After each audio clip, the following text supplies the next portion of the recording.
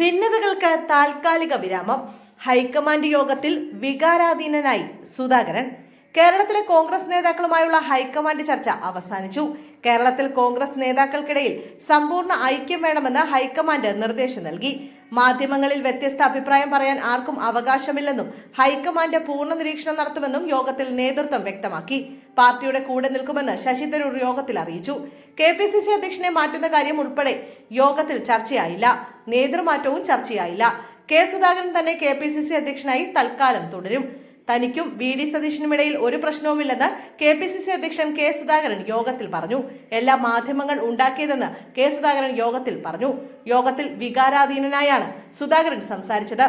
നേതൃതലത്തിൽ തന്നെ ഒറ്റപ്പെടുത്താൻ നീക്കം നടന്നുവെന്നും താൻ ദുർബലനായെന്ന പ്രചാരണത്തെ ആരും പ്രതിരോധിച്ചില്ലെന്നും സുധാകരൻ തുറന്നടിച്ചു. KPCC അധ്യക്ഷ സ്ഥാനത്ത് നിന്ന് മാറ്റുമെന്ന പ്രചാരണത്തെ ശരിവെക്കും വിധം ചില നേതാക്കൾ മാധ്യമങ്ങളോട് പരസ്യ പ്രതികരണം നടത്തിയെന്നും സുധാകരൻ പറഞ്ഞു. പാർട്ടി ഐക്യം തകർക്കും വിധം ഒരു പ്രസ്താവനയോ നീക്കമോ തന്നിൽ നിന്നും ഉണ്ടായിട്ടില്ലെന്നും സുധാകരൻ യോഗത്തിൽ കൂട്ടിച്ചേർത്തു. കേരളത്തിൽ ഭരണവിരുദ്ധ വികാരം ശക്തമാണ്. ജനങ്ങൾ ഭരണമാറ്റം ആഗ്രഹിക്കുന്നു. കേരളത്തിന്റെ ഭാവിയിൽ നിർണായകമായ തീരുമാനങ്ങളാണ് യോഗത്തിലുണ്ടായത്. പാർട്ടി ഐക്യത്തോടെ മുന്നോട്ട് പോകും. നേതാക്കൾ എല്ലാവരും ഒന്നിച്ചു പ്രവർത്തിക്കും. നേതൃമാറ്റം ഉൾപ്പെടെയുള്ള വിഷയങ്ങളിൽ ചർച്ചകൾ ആവശ്യമില്ല. നേതൃത്വം ഒറ്റക്കെട്ടായി മുന്നോട്ട് പോകുമെന്ന് യോഗത്തിന് ശേഷം കേരളത്തിൽ നിന്നുള്ള നേതാക്കൾക്കൊപ്പം മാധ്യമങ്ങളെ കണ്ട AICC general secretary KC Venugopal പ്രതികരിച്ചു.